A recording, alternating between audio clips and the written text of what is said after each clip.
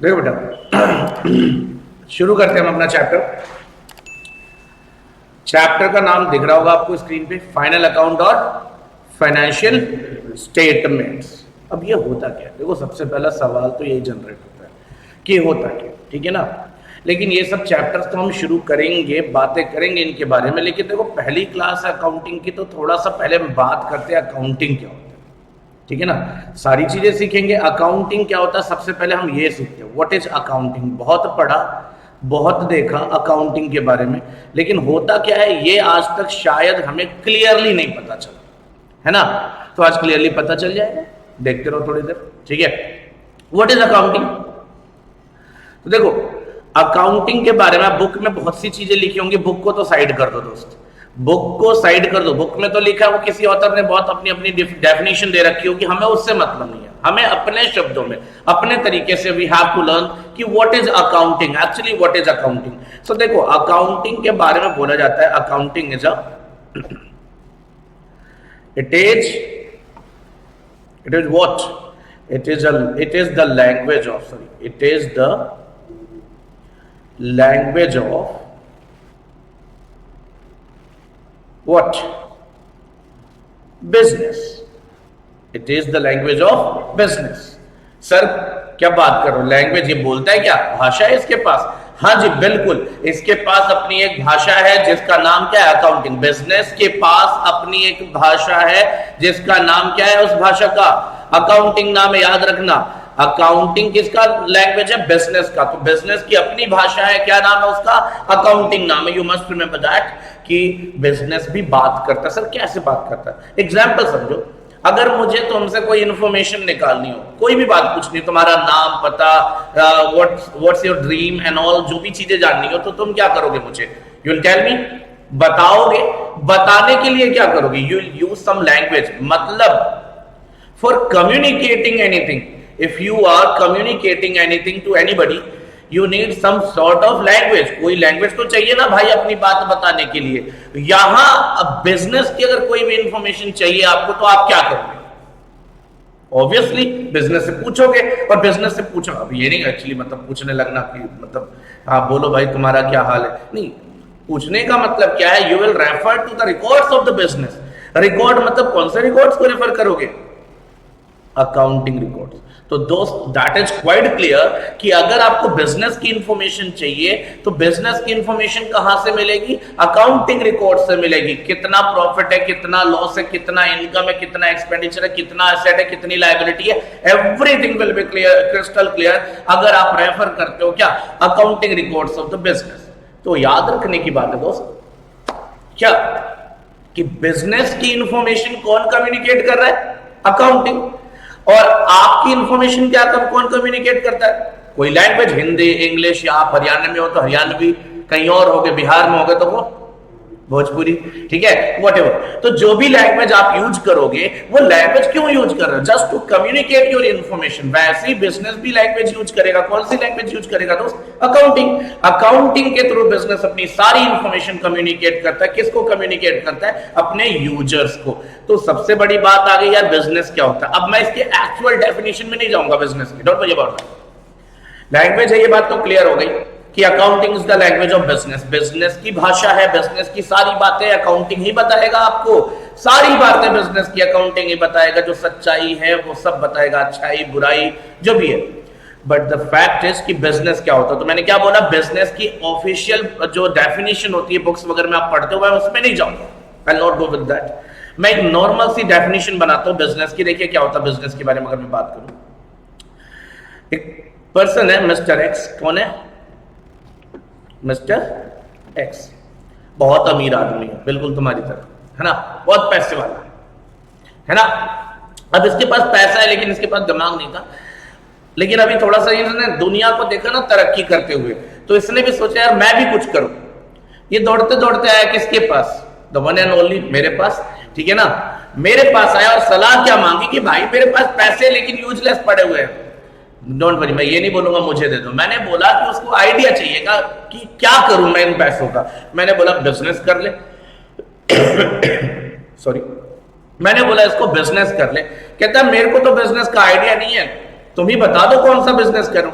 मैंने कहा एक काम कर, मुझे 1 हफ्ते का टाइम दे, मैं रिसर्च एंड डेवलपमेंट करूंगा, तुझे प्रोजेक्ट रिपोर्ट बना कर दूंगा। लेकिन उन सबको मैंने जब तैयार कर लिया तो अल्टीमेटली मैंने इसको एक बिजनेस आइडिया दिया, but for business you need money. Money का यूज करके करेगा क्या ये? सर ये करेगा कॉस्ट को लगाएगा। ये क्या लगाएगा बेटे? कॉस्ट लगाएगा। क्या करने के लिए कॉस्ट लगाएगा दोस्त? कॉस्ट क्यों लगाएगा? देखो, कॉस्ट लगा के ये करेगा क्या? ये प्रोड्यूस करेगा क्या? या तो गुड्स या तो सर दूसरा क्या होगा? अरे बोल तो दो, क्या होगा दूसरा? सर्विसेज। ध्यान से देखो, दुनिया में 2 ही चीज बिकती है दोस्त, या तो गुड्स या तो सर्विसेज, तीसरा कुछ नहीं है। या तो गुड्स या तो सर्विसेज। अच्छा, गुड्स एंड सर्विसेज बनाने के बाद क्या करेगा ये? इसको मार्केट में सेल करेगा। सेल करने के बाद क्या मिलेगा इसको? सर सेल करने के बाद ही विल गेट सम रेवेन्यू, ठीक है ना? और रेवेन्यू और कॉस्ट का कंपैरिजन जब करते हैं तो the outcome will be either profit और लॉस। देखो, ये कहानी हर बिजनेस में होती है। ये जो इतनी छोटी सी दास्तां मैंने सुनाई, ये जो कहानी सुनाई, ये कहानी हर एक बिजनेस एंटिटी की होती है। सारे बिजनेस एंटिटी में ये कहानी होती होगी, नहीं होगी? सर देखो, इसके अलावा और भी बहुत से काम होते हैं, वो डिफरेंशिएट हो सकते हैं, लेकिन ये काम तो हर बिजनेस में होता है। कोई भी बिजनेस उठा लो, पैसे लगाने पड़ते हैं। पैसे लगाने के बाद या तो गुड्स प्रोड्यूस करोगे या सर्विस प्रोवाइड करोगे, उसके बाद उसको सामने वाले को सेल करोगे, and then after you will get some money, some revenue. और उसी रेवेन्यू से जब आप अपने कॉस्ट को डिफरेंशिएट करोगे तो तुम्हें क्या मिलेगा? प्रॉफिट या लॉस मिलेगा। और उसी प्रॉफिट या लॉस के मतलब ये कहानी हर बिजनेस में है। और कहानी सुनाने के लिए बचपन से क्या किया जाता था? कोई लैंग्वेज यूज की जाती है। तो यही कहानी जो बिजनेस की है, इसको सुनाने के लिए कौन से लैंग्वेज की जरूरत पड़ती है सर? अकाउंटिंग नाम के लैंग्वेज की जरूरत पड़ती है, जो बिजनेस यूज करके सबको बताता फिरता है कि यार अगर तुम्हें बिजनेस का प्रॉफिट जानना है, कहां जाओगे? अकाउंटिंग देखो। बिजनेस तो कहता मुझसे पूछने की जरूरत नहीं, अकाउंटिंग देखो, सब पता चल जाएगा। So accounting is just like the language of business. Clear है? You know what is the importance of language in your life? अरे सर, अगर भाषा नहीं होती ना, भाषा नहीं होती तो हम शायद एक दूसरे की बातें समझने में सदियां लग जाती और बातें समझ नहीं आती। हाँ या ना? मिसकम्युनिकेशन ज्यादा होता। अरे इशारे से कितनी बात समझ में आती, यू नो, है ना? कभी कभार मिसकम्युनिकेशन हो जाता है ना?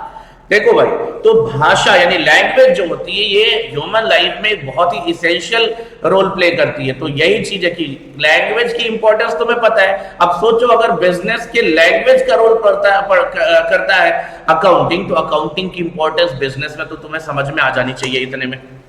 दोस्त बहुत सिंपल है कि जैसे हमारे जिंदगी में लैंग्वेज इंपॉर्टेंट है। मैं तुम्हें पढ़ा रहा हूं, सोचो अगर मैं आता और इशारे से सब कुछ बोलता। मैं बोलता क्या? इशारा करता केवल। अरे तुम्हें फाइनेंशियल स्टेटमेंट छोड़ो, अकाउंटिंग छोड़ो, अकाउंटिंग का ए नहीं आता, ठीक है ना? अगर मैं केवल आके यहाँ इशारे इशारे करता, कोई मतलब नहीं होता। तुम बैठे रहते हैं, बस कोई मतलब नहीं है सर इस क्लास की, ठीक है? जिनके पास लैंग्वेज नहीं होता, if you don't have language, तो देखो कम्युनिकेशन में बहुत प्रॉब्लम आने वाली, बहुत ज्यादा। तो सोचो ना, लैंग्वेज की इंपॉर्टेंस हमारी जिंदगी में है। और मैंने क्या बोला? अकाउंटिंग जो है वो बिजनेस का लैंग्वेज है। तो बिजनेस के लिए अकाउंटिंग की इंपॉर्टेंस तुम्हें वैसे ही समझ में आनी चाहिए कि बहुत ज्यादा इंपॉर्टेंट है बिजनेस के लिए क्या? अकाउंटिंग। और हम जब प्रोफेशनल बन के निकलेंगे तो हम अपनी सारी सुविधाएं हम अपनी सारी सर्विसेज प्रोवाइड करेंगे किसको? बिजनेस एंटिटी को।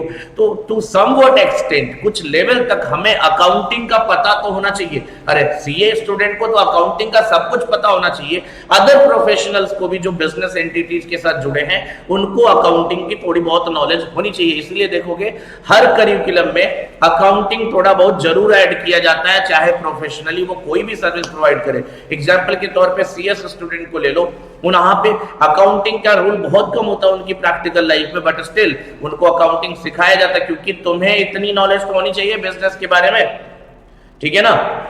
तो ये है बिजनेस के लैंग्वेज का रोल प्ले करता है कौन? अकाउंटिंग, ठीक है? मैं इसके आगे नहीं जाऊंगा, बहुत ज्यादा डिटेल मिल जाना, बस मुझे अकाउंटिंग का मतलब बताना था। बट मैं अपना चैप्टर शुरू करता हूं, the first chapter, that is what? अभी बताया मैंने क्या? फाइनल अकाउंट या फाइनेंशियल दोस्त क्लियर है ना? फाइनेंशियल स्टेटमेंट अभी लिख के दिया था सबसे पहले, फाइनेंशियल स्टेटमेंट। थोड़ा सा एक सेकेंड,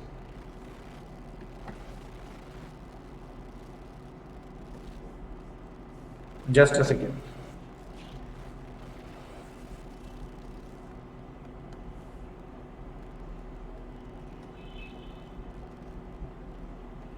फाइनेंशियल स्टेटमेंट।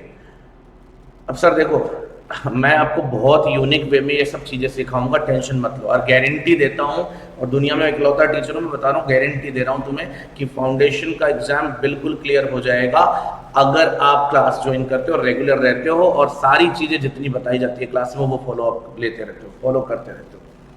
ठीक है ना? गारंटी देके बता रहा हूं, जितना पढ़ाऊंगा क्लास में उसके बाहर एग्जाम में कुछ भी नहीं आएगा, कुछ भी नहीं आएगा। एक सिंगल मार्क्स का क्वेश्चन एग्जाम में मेरे पढ़ाए हुए सिलेबस से बाहर नहीं आएगा, ये इस बात की एश्योरेंस देता हूं मैं। एंड आफ्टर मतलब जैसे एग्जाम होगा, एग्जामिनेशन हॉल से बाहर जब आओगे ना, तो खुद पता चल जाएगा कि मैंने जो बोला है वो कमिटमेंट सही बोली है या गलत बोली। अगर तुम्हारे जानने में कोई पुराना स्टूडेंट मेरा होगा तो पूछ कर देखना कि कोई भी बात ऐसा नहीं है कि मैं झूठ बोल रहा हूं, ऐसा कुछ। और यू कैन वेरीफाई, तो मैं बहुत इजीली बता रहा हूं कि जब भी चैप्टर खत्म होगा, पास्ट एग्जाम क्वेश्चन पेपर उठा लेना और वेरीफाई कर लेना मेरा क्लेम कि जो मैं पढ़ाता हूं एग्जाम में वही 100% मिलेगा, उससे बाहर कुछ नहीं मिलेगा। तो मैं एग्जाम के लेवल से थोड़ा आगे पढ़ाऊंगा। चलो वापस शुरू करते हैं अपने चैप्टर को, फाइनेंशियल स्टेटमेंट की बात करते हैं। What do you mean by financial statement? Sir report card देखा अपना, 12th तो पास हुए होगे या अपीयरिंग होगे तो 11th पास हो गए। तो देखो 12th जो पास हुआ या 11th पास हुआ, कभी अगर एग्जाम क्लियर होगा तो जब एग्जाम क्लियर हो जाता है, एग्जाम का रिजल्ट आ जाता है, तो हमारे सामने एक रिपोर्ट कार्ड प्रेजेंट किया जाता है। Report card you know, marksheet बोलते हो ना?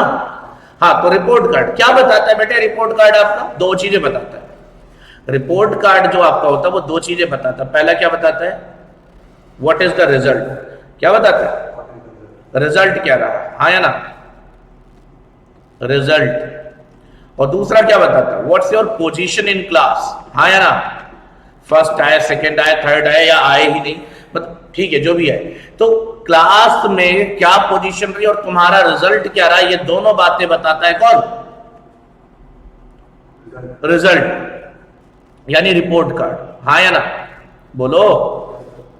रिपोर्ट कार्ड तुम्हें दो ही बातें बताता है कि तुम्हारे एग्जाम देने के बाद, यानी पूरे साल तुमने जो पढ़ाई करी है, साल या सेशन जो भी बोलो, 6 महीने का है तो सेशन बोलोगे, ईयर है तो एनुअल होगा तो एनुअल, तो जो भी तुमने पढ़ाई करी है उस पढ़ाई का अल्टीमेट आउटकम क्या निकला, कैसे पता चलता है तुमने सही से पढ़ा या बदमाशी करी है? तो इससे पता ऐसे चलता है सर कि जब हम एग्जाम देकर आएंगे, जब हम क्या करेंगे, एग्जाम देकर आएंगे, तो कुछ दिन बाद हमारा एक रिपोर्ट कार्ड बना के हमें दिया जाएगा।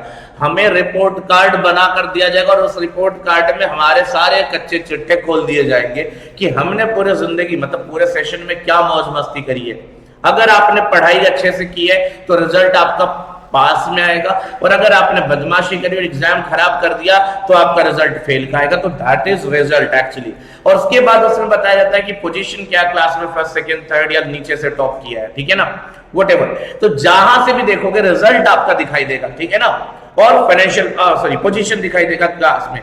देखो बिजनेस के साथ भी ऐसा होता है। बिजनेसमैन पूरे साल बिजनेस करता है, कुछ डिसीजंस लेता है, कुछ इन्वेस्टमेंट करता है। अब उसके सारे डिसीजन सही हो ऐसा जरूरी नहीं है। इस बात को सर्टिफाई करता है हमारा फाइनेंशियल स्टेटमेंट। ये क्या करता है देखो ध्यान से, this is nothing but the what, report card of business.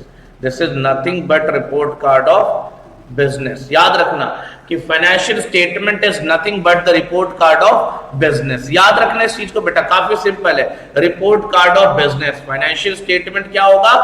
Report card of business. तुम्हारे रिपोर्ट कार्ड ने दो बातें बताई, रिजल्ट और पोजीशन, तो इनके रिपोर्ट कार्ड में कुछ अलग थोड़ी ना होगा। क्या होगा देखो ध्यान से, ये भी दो ही बातें बताएंगे भाई साहब, ठीक है, याद रखना इस चीज को, ये भी दो ही बातें बताएंगे। क्या बातें बताएंगे ध्यान से देखना, ठीक है।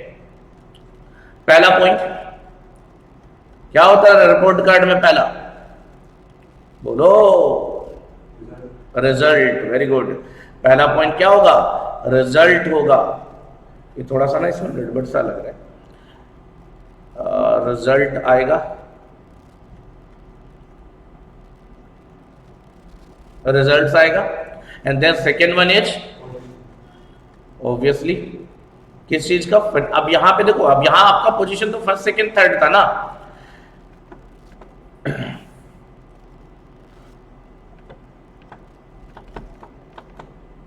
ठीक है बेटा, ध्यान से। रिजल्ट की अगर मैं बात करूं, रिजल्ट मतलब यहां पे रिजल्ट कौन सा रिजल्ट होगा सर, फाइनेंशियल रिजल्ट। कौन सा रिजल्ट होगा, फाइनेंशियल रिजल्ट। और पोजीशन कौन सा होगा, फाइनेंशियल पोजीशन। सब समझाऊंगा, टेंशन मत लो, थोड़े पेशेंटली समझो सब चीजों को।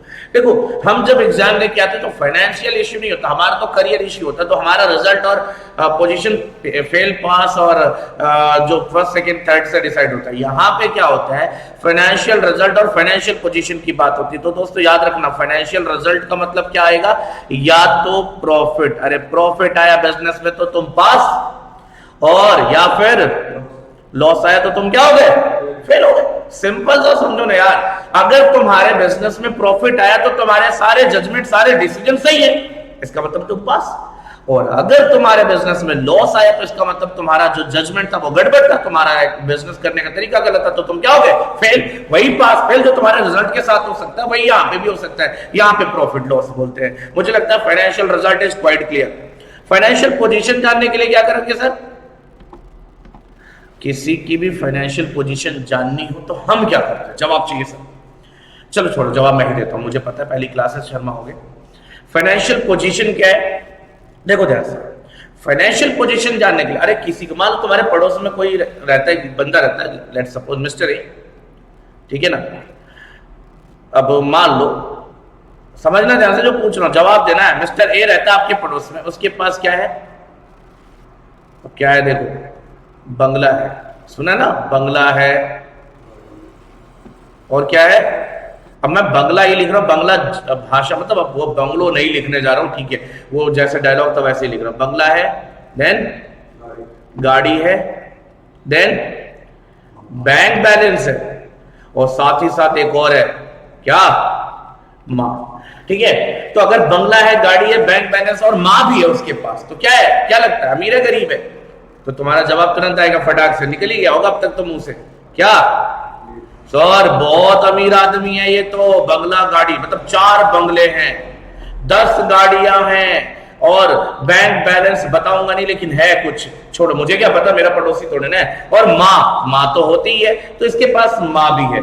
ये है मिस्टर ए की कहानी। क्या कहानी है कि इनके पास बंगला है, गाड़ी है, बैंक बैलेंस और मां भी है। तो ये क्या है, अमीर है या गरीब है, सर बहुत अमीर है, इतना किसी के पास होता है क्या। लेकिन सर आपने गलत चीज देखी ना, आपने क्या साइड देखा, केवल एसेट साइड देखा। आपने क्या देखा, केवल एसेट साइड देखा। इसके साथ दूसरी दिक्कत क्या है ना, बंगला जो सारा का सारा है वो गिरवी रखा हुआ है। गिरवी समझते हो ना क्या, अरे गिरवी रखा हुआ मतलब क्या, कहीं ना कहीं लोन लिया था उसके बदले एज ए सिक्योरिटी इसमें रखा हुआ है, ठीक है ना, प्लेस्ड है या मॉर्टगेज जो भी समझो, ऐसे समझो, गिरवी रखा। गिरवी वर्ड बहुत यूज होता है, याद रखना। गाड़ी जो है वो फाइनेंस कराई थी, ईएमआई भरने की भी पैसे नहीं है इसके पास, अब समझो गाड़ी भी गड़बड़ है, कभी भी लेके जा सकता है बैंक बैलेंस में इसके पास केवल और केवल 100 रुपए हैं। और सर मां हॉस्पिटल में अंतिम सांसें ले रही है, ठीक है। अब आप बताओ ये बंदा अमीर है या गरीब है, बहुत बुरा हाल है यार। तो देखो ये सच्चाई किसी की एसेट देखकर पता नहीं चलती। देखो पढ़े लिखे लोग कभी किसी का एसेट देखकर उसको अमीर या गरीब नहीं बोलते, उसके दूसरे साइड भी देखना पसंद करते हैं, और वो है लायबिलिटी साइड।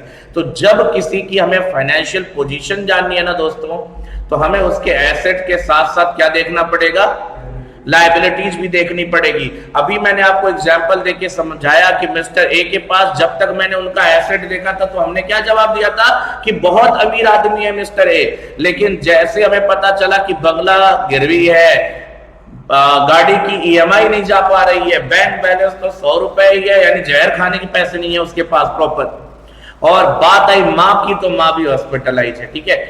वैसे से सीरियसली लेने के, ये सब एग्जाम में लिखने मत लगना। अगर तुम्हें फाइनेंशियल स्टेटमेंट पूछा जाएगा, आप पता चला एग्जामिनर को ये सब लिख के दे रहे हो कि माँ बीमार है, हॉस्पिटलाइज है, वो नंबर तुम्हारे हॉस्पिटल में भेज देगा। तो ये सब चीजें नहीं करनी है, ठीक है, ये सब समझाने के लिए था।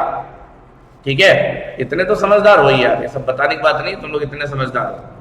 देखो ध्यान से, तो मतलब बात क्लियर हो गई ना। फाइनेंशियल पोजीशन जानने के लिए तो दोस्त हम लोग क्या देखेंगे, फटाफट जवाब दे सकते हो अभी।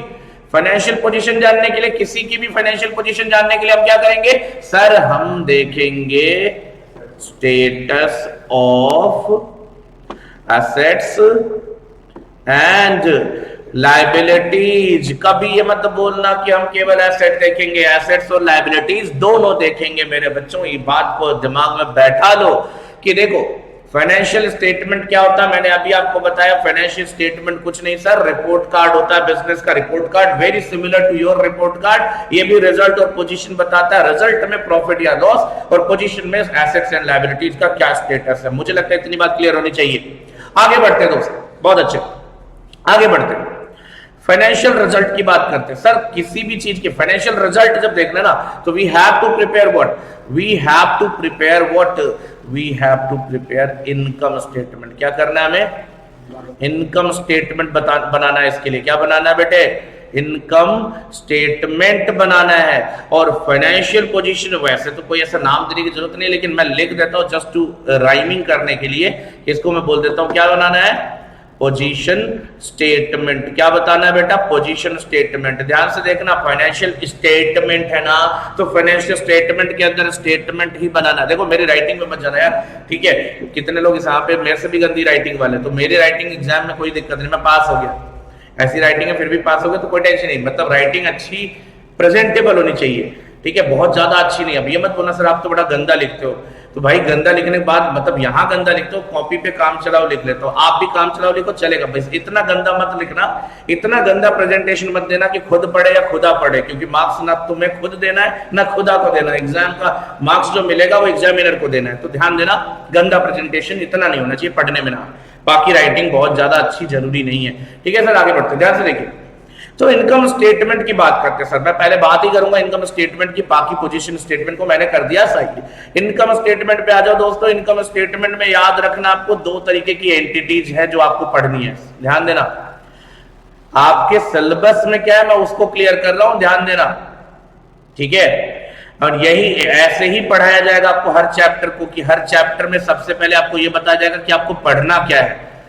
देखो कई बार हम चैप्टर पढ़ लेते हैं और यही नहीं पता रहता चैप्टर कंप्लीट हुआ या नहीं हुआ। तो चैप्टर आपको मेरी क्लास में ऐसा कभी भी कोई भी इश्यू नहीं आएगा चैप्टर कंप्लीट है या नहीं है, क्योंकि पहली क्लास में आपको बता दिया जाएगा कि आपको पढ़ना क्या, जैसा कि अभी बताने जा रहा हूं। आपको दो तरीके की एंटिटीज की बात करनी है दोस्तों। दो तरीके की एंटिटीज कौन कौन सी है देखते जाइए और सुनते जाइए। पहली एंटिटी का नाम है मैन्युफैक्चरिंग एंटिटी। क्या नाम है, मैन्युफैक्चरिंग एंटिटी। याद रखना, मैन्युफैक्चरिंग एंटिटी। और दूसरा क्या होगा सर फिर, non manufacturing, non manufacturing entity. क्या नाम होगा, नॉन मैन्युफैक्चरिंग एंटिटी, ठीक है। अब ध्यान से देखिए, अच्छा नॉन मैन्युफैक्चरिंग को दूसरा नाम दे सकते हो ट्रेडिंग एंटिटी। ट्रेडिंग एंटिटी मैं समझाऊंगा, टेंशन मत लो बेटे, सारी चीजें समझाऊंगा, आपको चिंता करने की जरूरत नहीं है, ठीक है। जब भी मैं यहां पे हूं तो चिंता मेरे सर पे डाल दो, बाकी तुम लोग केवल पढ़ाई पे ध्यान दो। बस इतनी चिंता करो कि जो सर ने बोला वो करने का है, ठीक है। मैन्युफैक्चरिंग एंटिटी क्या होगा सर, मैन्युफैक्चरिंग एंटिटी सिंपल है ना। व्हाट इज मैन्युफैक्चरिंग एंटिटी, जो गुड्स को प्रोड्यूस करे, जो गुड्स को बना के फिर मार्केट में बेचे, वो क्या कहलाता है, मैन्युफैक्चरिंग एंटिटी। और वो एंटिटी जो बना बनाया गुड्स खरीद के मार्केट में बेचे, वो क्या कहलाता है, नॉन मैन्युफैक्चरिंग एंटिटी। क्लियर है सर, नहीं क्लियर? अरे ये पेन मैंने खुद थोड़े ना बनाया, मैंने कहां से खरीदा सर, शॉपकीपर से। अच्छा तो शॉपकीपर ने बनाया? नहीं सर, शॉपकीपर ने कहां बनाया, उसने तो किसी कंपनी से खरीदा, ठीक है ना। तो जो कंपनी जिसने इसको बनाया वो कौन सी कैटेगरी में जाएगी सर, वो मैन्युफैक्चरिंग एंटिटी होगी। और जिस दुकानदार से मैंने ये खरीदा वो क्या होगा मेरे बच्चे, वो कहलाएगी ट्रेडिंग एंटिटी। मुझे लगता है ये क्लियर होना चाहिए। मैन्युफैक्चरिंग मतलब प्रोड्यूसर ऑफ द गुड्स, और नॉन मैन्युफैक्चरिंग मतलब हो गया जो बेसिकली जो ट्रेडर्स होते हैं, जो आपके कॉलोनी में जहां से चॉकलेट खरीदते हो, वो क्या चॉकलेट बना के थोड़ी ना बेचता है, वो बना बनाया चॉकलेट। अब वो थोड़ी ना नेस्ले कंपनी का मालिक है, या वो दूसरी कौन सी थी डेयरी मिल्क, अब पता नहीं उसकी कंपनी का नाम मुझे भूल गया। तो जो भी है उन सबका मालिक थोड़ी ना दुकानदार, वो तो बना बनाया गुड्स खरीदता बेचता है, तो वो आपका ट्रेडिंग एंटिटी है जो मैन्युफैक्चर्ड गुड्स को खरीद के बेचता है। लेकिन जो मैन्युफैक्चर खुद करता है वो क्या कहलाएगा? Manufacturing entity. अच्छा, अभी लास्ट क्लास मतलब पिछले सेशन में पढ़ा रहा था, सर कहता है अगर पकौड़े वाला पकौड़े बना रहा है, मैंने कहा यार पकौड़े बनाना ये तो गवर्नमेंट कहती है पकौड़े बनाओ, तुम लोग क्यों पीछे पड़े हो? पकौड़े बनाने वाला कहता है पकौड़े बनाने वाला मैन्युफैक्चरर है या नॉन मैन्युफैक्चरर? अब मेरे भाई इसका जवाब तो कसम से मेरे पास भी नहीं मिला, क्योंकि पकौड़े मैन्युफैक्चरिंग कैटेगरी में तो आते नहीं है वैसे तो, ठीक है। तो आप इतना जज्बाती होकर जवाब मत खोजने निकला पकौड़े बनाने वाला मैन्युफैक्चरर या नॉन मैन्युफैक्चरर, क्योंकि बनाता तो प्रोड्यूसर। अरे नहीं रे, ऐसा कुछ नहीं सोचते भाई, ऐसा कुछ नहीं है, मैन्युफैक्चरिंग की बात नहीं है वो, ठीक है। वो अलग सीन हो गया उसका, ठीक है ना, वो एक्चुअली अलग सीन हो गया वहां पे, तो आप उसको दिमाग में मत लाओ, ठीक है ना। और ये सब अजीब अजीब बातें बच्चे करते रहते हैं। खैर कोई नहीं, पकौड़े बनाने वाला मैन्युफैक्चरर नहीं होता दोस्त, याद रखना, ठीक है ना। चलिए मैन्युफैक्चरिंग एंटिटीज की बात करते हैं। अब ध्यान से देखिएगा, आप मेरे आगे के पॉइंट्स को जो मैं बताने जा रहा हूं मैन्युफैक्चरिंग एंटिटी के बारे में, ध्यान से देखिएगा। मैन्युफैक्चरिंग एंटिटी सर ध्यान दीजिएगा कितने क्या क्या करती है मैन्युफैक्चरिंग एंटिटी, ध्यान दीजिए।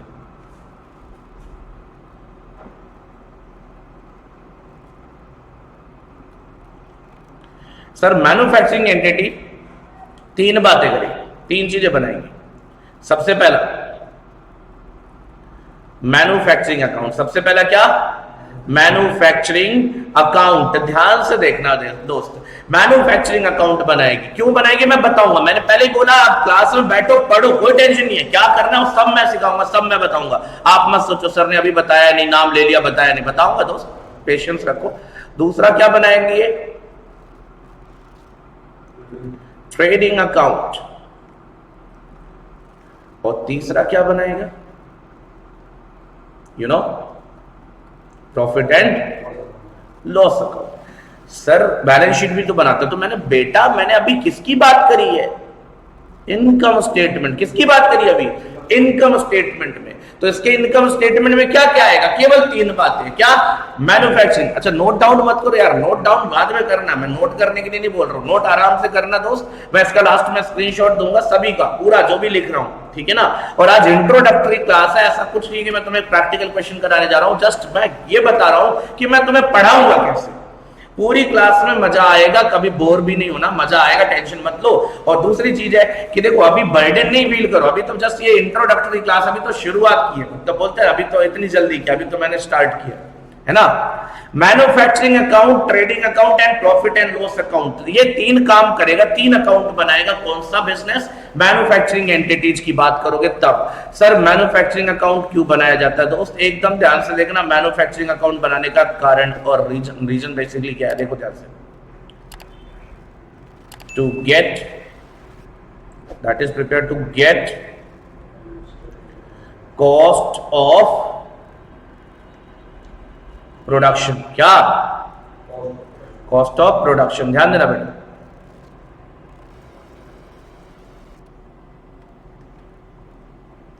कॉस्ट ऑफ प्रोडक्शन यानी कि मैन्युफैक्चरिंग अकाउंट क्यों बनाया जाता है sir? To get the cost of production. So trading account क्यों बनाया जाता है? ये तो आपने बहुत बनाया होगा, लेकिन चलो कोई दिक्कत नहीं। टू गेट ग्रॉस प्रॉफिट और ग्रॉस लॉस। क्लियर है ये? बोलो भाई। देखो मैन्युफैक्चरिंग अकाउंट बनाने का ऑब्जेक्टिव क्या होता है? ये इसलिए बनाया है कि हमने जो गुड्स या सर्विस प्रोड्यूस करी है, गुड्स बेसिकली जो प्रोड्यूस किया है, वहां पे उसकी प्रोडक्शन कॉस्ट कितनी आई है, गुड्स को बनाने की कॉस्ट कितनी आई है, वो आइडेंटिफाई करने के लिए जो हम अकाउंट बनाएंगे उसे नाम क्या देंगे दोस्तों? उसे नाम देंगे हम मैन्युफैक्चरिंग अकाउंट। और जो ट्रेडिंग अकाउंट की बात करेंगे तो ट्रेडिंग अकाउंट क्यों बनाया जाता है दोस्तों? वो बनाया जाता है to get the gross profit और ग्रॉस लॉस।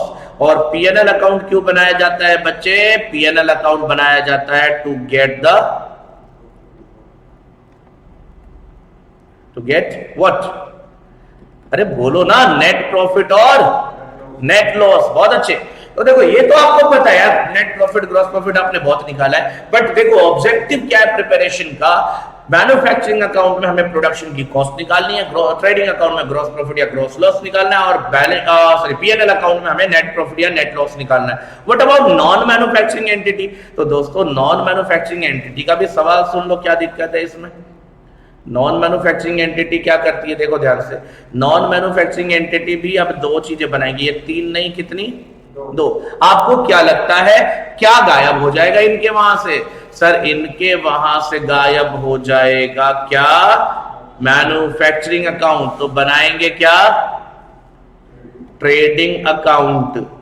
और क्या बनाएंगे ये? PNL account. अरे भूल गए, profit and loss account. Balance sheet तो बनेगा मेरे बच्चे प्रॉफिट एंड लॉस अकाउंट। ध्यान दीजिएगा, ट्रेडिंग अकाउंट बनेगा यहां पे। तो क्यों बनेगा ट्रेडिंग अकाउंट? ऑब्जेक्टिव चेंज हो जाएगा ना। अरे नहीं सर, ऐसा थोड़ी ना होता है कि हर एक का ट्रेडिंग अकाउंट बनाए तो ऑब्जेक्टिव चेंज होगा। ट्रेडिंग अकाउंट का ऑब्जेक्टिव यहां क्या होगा? बिल्कुल वही, क्या?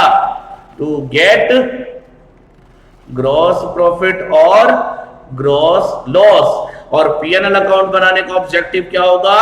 टू गेट नेट प्रॉफिट और नेट लॉस। मुझे लगता है ये बात बिल्कुल क्लियर होनी चाहिए, ठीक है ना।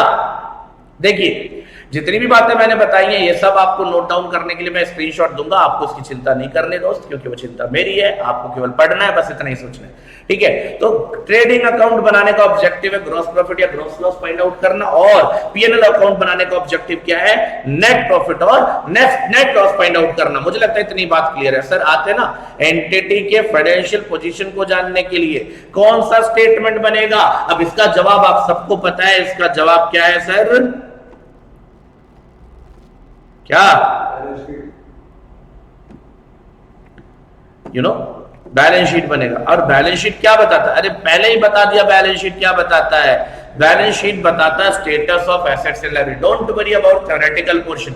जितनी थ्योरी मैं तुम्हें बताऊंगा उतनी कोई जानता भी नहीं, कोई बताता भी नहीं। बेटा टेंशन फ्री रहो। तो कंसेप्चुअल नॉलेज तुम्हें बहुत ज्यादा मिलेगा, लेकिन एग्जाम में कंसेप्ट और बाकी चीजें थ्योरेटिकल आती नहीं, प्रैक्टिकल आता। तो प्रैक्टिकल भी तुम्हें जरूरत से ज्यादा पढ़ाया जाएगा। इस बात की चिंता तुम्हें करनी नहीं कि तुम्हें पढ़ाया क्या जा रहा है। तुम्हें सब कुछ बेस्ट क्लास पढ़ाया जाएगा। टेंशन फ्री होकर पढ़ते रहो, बस पढ़ते रहो, ठीक है ना। इतनी बात क्लियर है सर। ये है आपका सिलेबस कंटेंट। तो फाइनली जो टॉपिक्स मैं आपको पढ़ाऊंगा इस पर्टिकुलर चैप्टर मतलब कौन सा चैप्टर? फाइनेंशियल स्टेटमेंट में टॉपिक्स टू बी कवर्ड। क्या होगा? Topics to be covered, sorry topics to be covered. कितनी बातें टोटली हमें पढ़नी है दोस्त? देखो ध्यान से। सबसे पहला पॉइंट हमें क्या पढ़ना है सर? हमें पढ़ना है मैन्युफैक्चरिंग अकाउंट। दूसरा पॉइंट क्या पढ़ना है सर? हमें ट्रेडिंग अकाउंट, ठीक है सर। तीसरा पॉइंट क्या पढ़ना है हमें? जवाब दे दो, बहुत अच्छे। तीसरा पॉइंट हमें क्या पढ़ना है sir? Profit and loss account. और चौथा क्या पढ़ना है सर? बोल दो, बैलेंस शीट। क्या पढ़ना है? Balance sheet. और साथ में इन सबसे रिलेटेड क्या? एडजस्टमेंट्स। सब क्या होता है देखो, एडजस्टमेंट क्या होता है, मैन्युफैक्चरिंग क्या है, ट्रेडिंग क्या है, पीएनएल क्या है, बैलेंस शीट क्या है। आपको बिल्कुल चिंता नहीं करनी है। मैं इस सारी चीजों को आपको बताऊंगा, बहुत डिटेल में बताऊंगा। फिलहाल जो ये क्लास थी, ये क्लास इसलिए कराई गई है just to get the idea कि आपको क्लास में पढ़ाया क्या जाएगा, कैसे पढ़ाया जाता है। देखो हमारा काम क्या है, कैसे करते हैं, वो मैं आपको बता रहा हूं यहाँ पे। मतलब हमें पढ़ाने का तरीका क्या है। तो बेटा तब तक स्क्रीनशॉट ले लो।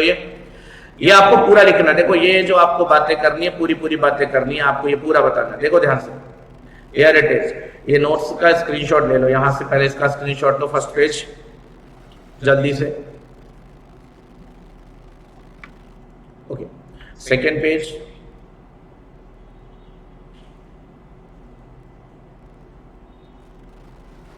And then finally topics to be covered. इसको थोड़ा सा मैं जूम कर देता हूं ताकि इसमें कोई कंफ्यूजन ना हो।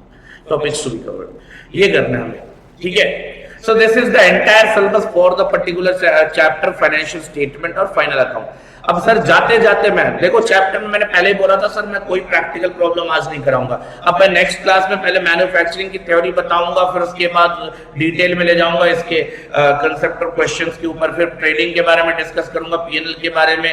मैं तुम्हें बहुत अच्छा ये मत सोचना कि सर 11th स्टैंडर्ड में चैप्टर का तो उतना ही होता नहीं सर। 11th स्टैंडर्ड में जो आपने सीखा है बिल्कुल अच्छी बात है सीखा है, लेकिन वो लेवल नहीं है यहाँ पे। ये आपका सीए है, ठीक है ना दोस्त, सीए है। तो सीए के बारे में बोला जाता है, ये सीए नहीं आसा, बस इतना समझ लीजिए हरी मिर्च की कुल्फी है और चूस के खानी है, ठीक है दोस्त।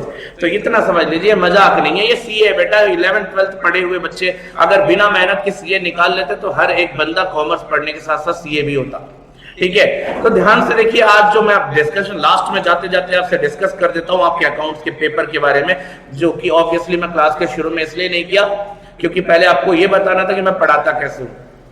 देखो जो आपका पेपर आएगा ऑब्वियसली, जो आपका financial accounting, fundamentals of accounting, obviously financial accounting इसका नाम है, ठीक है ना। सो ये जो फाइनेंशियल अकाउंटिंग या फंडामेंटल्स ऑफ अकाउंटिंग जो सब्जेक्ट का नाम है, ये होगा आपका ऑब्वियसली बाकी पेपर्स की तरह 100 मार्क का पेपर होगा, 100 नंबर का पेपर होगा। लेकिन याद रखना ये पेपर पूरा सब्जेक्टिव होगा, यानी एमसीक्यू यहाँ पे 0 आएगा। सब्जेक्टिव यानी डिस्क्रिप्टिव होगा, ये पूरा डिटेल लिखना पड़ेगा आपको, यानी कि यहां एमसीक्यू नहीं मिलने वाला। तो सर पेपर कैसे आएगा? देखो टोटल पेपर में आपको मिलेंगे 6 क्वेश्चन, ईच कैरिंग 20 मार्क्स, ठीक है। टोटल कितने हो गए सर? 120 नंबर का पेपर, 120 मार्क्स। लेकिन आपको मैंने क्या बताया 100 मार्क्स का है, तो आपको इस 6 में से करने हैं 5 questions and obviously of 20 marks, that means कितने मार्क्स का पेपर अटेम्प्ट करना है आपको? 100 मार्क्स का। आप ज्यादा चाचा चौधरी बन के 120 नंबर का पेपर मत अटेम्प्ट करके आ जाना, ठीक है। खैर इससे कोई फर्क नहीं पड़ेगा, लेकिन हाँ ये है कि तुम्हारा एक क्वेश्चन काटेगा। कहीं ऐसा क्वेश्चन काट दिया जो अच्छे से एकदम बढ़िया नंबर था उसमें, तो बेटा देखो ऐसा जबरदस्ती मत करना, 100 नंबर का ही पेपर करना है। क्योंकि मुझे पता है मेरे बच्चे आराम से, आपका पेपर 2.5 घंटे मैक्सिमम लगेगा, जो मैं पढ़ा के आपको भेजूंगा मैक्सिमम 2.5 आवर्स में आपका पूरा पेपर खत्म हो जाएगा। 3 घंटे तो केवल, आधे घंटे तो केवल आपको एक्स्ट्रा मिलेंगे रीचेकिंग के लिए, ठीक है ना। मिनिमम आधे घंटे आपको एक्स्ट्रा मिलेंगे। याद रखना कोई ऐसा पेपर बना ही नहीं सकता कि जो तो आपसे होना, ठीक है। अब ये 5 क्वेश्चन में भी सर खेल है। खेल कैसे? देखिए ध्यान से, जो एज यूजुअल हर एग्जाम का almost each and every exam जो पहला क्वेश्चन होता है ना दोस्त, वो पहला क्वेश्चन क्या होता है? फर्स्ट क्वेश्चन, दैट इज क्या? कंपल्सरी, यानी पहला 20 मार्क्स कंपल्सरी हो गया। बाकी कितने बचे sir? 5 question. Out of these 5 question, जो भी बचे हुए 5 क्वेश्चन होंगे, ध्यान से देखिएगा, 5 क्वेश्चन जो होंगे इनमें से आपको कितने करने हैं? 4 question, each carrying equal marks. तो ये टेंशन नहीं कौन सा 4, कोई भी 4 करो। अब पहला क्वेश्चन कंपल्सरी है सर। देखो बाकी जो ये क्वेश्चंस होते हैं इनका तो कोई फिक्स तरीका नहीं है, लेकिन इसका फिक्स होता है। इसमें 3 पार्ट में क्वेश्चन आएगा। पहला पार्ट जो होगा वो होगा, देखो यार, ट्रू फॉल्स। क्या आएगा? True false. ध्यान से देखना, ट्रू फॉल्स आएगा। कितने क्वेश्चन आएंगे? 6 questions true false multiplied by 2 marks. कितने हो गए बेटा? 12 मार्क्स। ये फर्स्ट क्वेश्चन में पार्ट है, 6 क्वेश्चन आएंगे। अब ऑब्वियसली 2 मार्क्स है, याद रखना विदाउट रीजन लिखोगे मार्क्स नहीं मिलेगा, बहुत कम नंबर दिए जाएंगे। विद रीजन तुम्हें ट्रू फॉल्स अटेम्प्ट करना, रीजन भी बताना। एक फिर क्वेश्चन आएगा 4 नंबर के, ठीक है ना।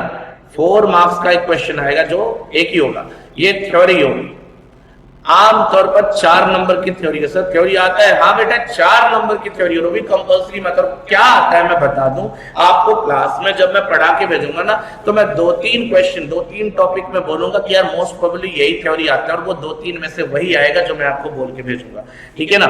हाँ कभी एक्सेप्शनली आता है कि उसके बाहर आएगा, लेकिन बाहर कहां से आएगा? जो मैं बोला हूं, जो मैं पढ़ाया हूं उसके बाहर नहीं आएगा दोस्त।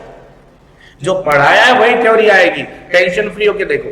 और एक 4 नंबर, कितने हो गए देखो, 12 और 4 16, तो 4 नंबर का एक और छोटा सा प्रैक्टिकल, स्मॉल प्रैक्टिकल क्वेश्चन और आ जाएगा। यानी पेपर टोटली यही होता है सर, एक छोटा सा प्रैक्टिकल क्वेश्चन, कोई भी चैप्टर हो सकता है, छोटा सा 4 नंबर का प्रैक्टिकल क्वेश्चन आ जाता है। जैसे पिछले वाले में आ गया था इन्वेंट्री वैल्यूएशन का आ गया था। अब इन्वेंट्री वैल्यूएशन का मॉड्यूल उठाओगे, इलस्ट्रेशन नंबर 12 था, मॉड्यूल का इलस्ट्रेशन, आप लास्ट इलस्ट्रेशन जो था एग्जैक्टली सेम क्वेश्चन था, बस उसमें ऐसे था कि 100 यूनिट था 300 रुपए वाला, तो इन्होंने क्वेश्चन में क्या कर दिया था 10 यूनिट था 3000 रुपए वाला। तो भाई इससे क्या फर्क पड़ गया, तुम्हारे को कोई नुकसान थोड़ी ना, सेम ही क्वेश्चन था, 100% सेम क्वेश्चन था, मॉड्यूल का आखिरी इलस्ट्रेशन था। तो एवरीथिंग जो मैंने बताया ना कि तुम्हें जो भी पढ़ाऊंगा वो तुम्हें क्लास में कराऊंगा, वही एग्जाम में छपा मिलेगा, एक भी क्वेश्चन इधर उधर नहीं जाएगा। ठीक है, तो ये आपके पेपर पैटर्न की बात हो गई। लास्ट में जाते जाते जहां तक मैंने आज बताया आपको, ये आपको पूरा समझ में आया, पेपर पैटर्न समझ में आया। बाकी रेस्ट ऑफ द थिंग्स हम क्लास में डिस्कस करेंगे। Will continue the class with the same pace, with the same energy and with the same conceptual knowledge and practical knowledge as well. ठीक है, तब तक के लिए सावधान रहें, सुरक्षित रहें और पढ़ाई करते रहें।